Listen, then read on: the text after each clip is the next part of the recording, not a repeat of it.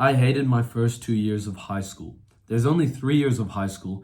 With 3 months left of school, these two guys, we were talking after the gym. They said, you would have had such a good experience if you just started where you're at now with like your gym progress, your energy, you're so much more funny, like all these things. And I started at the start of high school. But that made me think, if I could have been so different if I just got that restart with what I knew now, what if I can just teach other people exactly how to do it? Because I'm pissed. I got ripped off from my high school experience in a weird way, in a very unique scenario where I could go on holidays to Hong Kong where I had my base friend group and we'd hang out a lot. And in Australia, I could go outside of school and hang out with loads of people and get invited to parties. And I did all of that in like the pursuit of some kind of answer, the best advice I could give. But the first impressions were so hard to break at school that I didn't even really get invited to many parties. Or if I maybe one, or I got invited to a few, but they were only like my close friend. I was never like the most popular guy. And you see, that might sound like, oh, that's no biggie to you.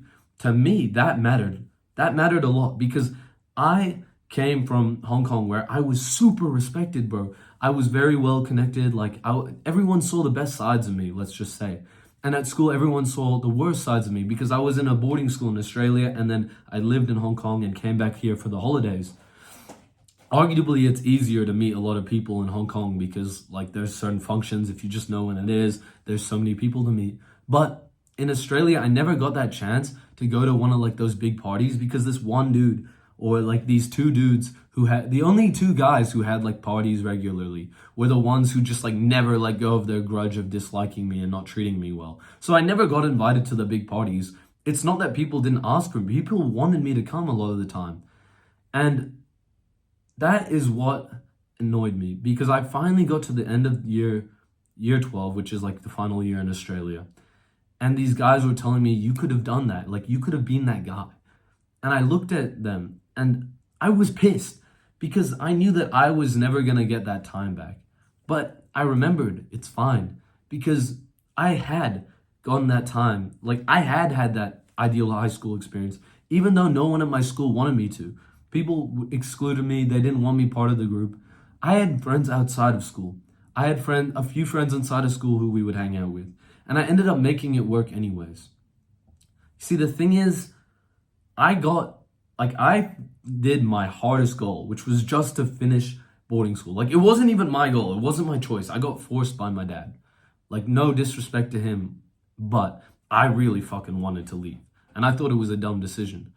And maybe it was dumb, but the truth was that I had to stay and I did not have a choice. So I just made the most. I went to the gym as much as possible and I tried to upload as much as possible. But by the time I got to mid-year 12, I was struggling with horrible sleep and I was overwhelmed in study of year 12. And I thought that I could have cooked under that pressure. I thought that I'd finally set up, after a few years, a chance for me to do everything I wanted this year. And I got really unwell. I figured out what it was. It was sleep apnea. The diagnosis says mild sleep apnea, but I had triple the wake up times per hour of a healthy person, which basically means I wasn't getting into any restful sleep. And I was already finding it hard enough to get to sleep in the boarding house. I was I don't believe in stress or anxiety. I just ignore that. But at that time, I still felt anxious 24/7 around the boarding house. I don't know why. Maybe it was the past experience of just not feeling comfortable in my environment that never left. And I'm not saying that ruined my year. I'm just saying that the final, by the time that I had the opportunity to finally break all of the stereotypes from the first 2 years of school and completely start fresh, what had happened is now it was time for study. Now I had to get good grades. Now I had to, lock in and not spend any time trying to get to know anybody. But you see, the thing is, it was all worth it because a few weeks ago, somebody I really respect, I looked up to him for a few years now. I remember 3 years ago, we were sitting down as a group of guys and he was showing us our transformations. My friend had described him as this super sick dude. He played basketball with him. But he said to me, you've had the craziest glow up of anybody I know. And when people this actually happened really often lately. So many people who knew me before were incredibly impressed with me. That is when I realized the mindset all along of never being able to relax, never being able to just finish school. Like, no, that was never enough, and I always needed to, film YouTube, or I always needed to like put myself out there or get more. That paid off. It was 1,000% worth it. Because now in the last month, I've probably lived a better existence than every single person that I went to school with. Just like literally just on how many people respect me, on like how much I appreciate life here in my hometown, in my house, after being away for so long. And the thing is, you might be wondering, like, how the fuck do you even do that?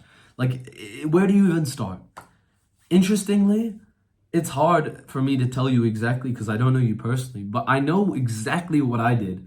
And if you're similar to me, then this advice will work for you. At first, I got in the gym. Then I started getting good grades. But the interesting thing is, after I got really good grades for the first semester, I didn't care. I had just had the worst 6 months of like arguably my life. Even though it was, even though I was very objectively successful in my goals that half of the year with, getting those straight A's and like getting a lot of like physique went up by like 100%. I lost a shit ton of weight and I gained a lot of muscle. Even though I did all that, I had the worst 6 months of my life because of my social experience. You see, that's part of why I say social life is so important. Like, there's no point of becoming the most jacked dude in the world if you're lonely and you have no mates, You want to at least have the brothers, you train with them, people who are loyal to you. And that's when I decided I needed to make the decision and lock in on something that I actually valued. Gym, never stopped going to gym because I always valued that. But I did stop trying so hard on grades. And this is something that I wouldn't be able to like break to my parents, that I probably could have done better in school by like a lot, much better. But every time I did that, every time I put these hours into studying, I got zero sense of reward. I still got into a uni at the end of school, and there was like no real difference between what I had, like me getting like slightly worse grades than some of my peers, when they're also just going to go to uni. And like basically nothing changed for me. Like, I was still going to take a gap year. I was still going to go hang out with my friends, and nothing about my grades was ever changing my life. And I'm not saying you don't focus on grades. I'm just saying if it doesn't mean shit to you and you don't even want to go to uni, then maybe it shouldn't be your top priority. It should just be like a little bit more at the back of your mind. You should find smarter ways to study instead of sacrificing your whole life to study all the time. But you need to make a decision on like what your goal is. My decision is there. I'm going to make a certain amount of money from selling my course. Now, that's the way that I view it. But like from your point of view, that's the way that I don't know how to explain this one.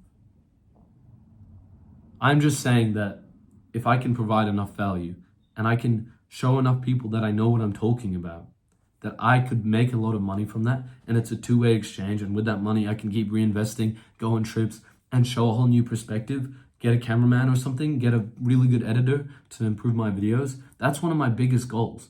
I want to grow this channel like to a massive point. At first I just wanted money from it, but now I actually want to make like a massive fucking impact on the world. I genuinely am like really keen to do that. And the problem is, I've been uploading a video every day, but I'm getting sucked into these traps, which is normal, where people are inviting you on nights out. And it's normal when you get super social for the first time, the amount of temptation is going to blow your mind. It's hard for me to not go and talk to a lot of girls once I can now, even though I'm like kind of interested in somebody. Like I can control myself whenever I want to, but it's harder than before to like say no to these temptations because now they're unlocked. They're more, bro, going out, if a girl's messaging you, super good looking girl, saying she wants you to come over, that's 1,000 times harder than like just not watching porn. And that's something I've learned. As you keep leveling up in life, the temptations you have are so much bigger. Like, bro, going on a night out is 1,000 times more fun than playing video games at home once you've developed those social skills. This is a reminder to myself. I wanted to include this part about looking in, about how I'm struggling, because I want you to know, like, yeah, I may have achieved everything I've wanted from a young age, but I have that mindset that I spoke about earlier. You always need to want something more, Otherwise, you're going to stay stagnant. And as soon as you stay stagnant in life, you're going to hate it. Now, that doesn't mean that you need to like throw away all of your time with your friends. That just means that you should always be doing some kind of like activity that you like. I love YouTube. Even though as much of as I find it difficult on days, as much as I don't want to film it, when I'm like actually in the flow of it, when I've been working on it, I love it. I love going to the gym when I'm consistent, when I'm healthy, when I've been sleeping a lot. And I love boxing when I've been sleeping a lot and I've been training a lot and my cardio's up and I haven't been like an idiot drinking a lot. I love these things when I finally prioritized it. And I promise you, you will fall in love with your craft, with whatever you focus on. Even grades. At one point, I loved studying on Sunday for 6 hours, like 1.5 hour block straight, 30 minute, like 1 hour break. 1 hour 30 on, 1 hour break, 1 hour 30 on, 1 hour break, gym, like go to sleep. Like I love that. You just need time to get into it. If you want my full step-by-step guide on making good quality friends, and that like allows you to change your life when you finally meet like good quality brothers because they pull you towards success, click the link in the description. If not, don't worry, you need to trust me first, otherwise I wouldn't buy something from me. Have a great day. Lots of love.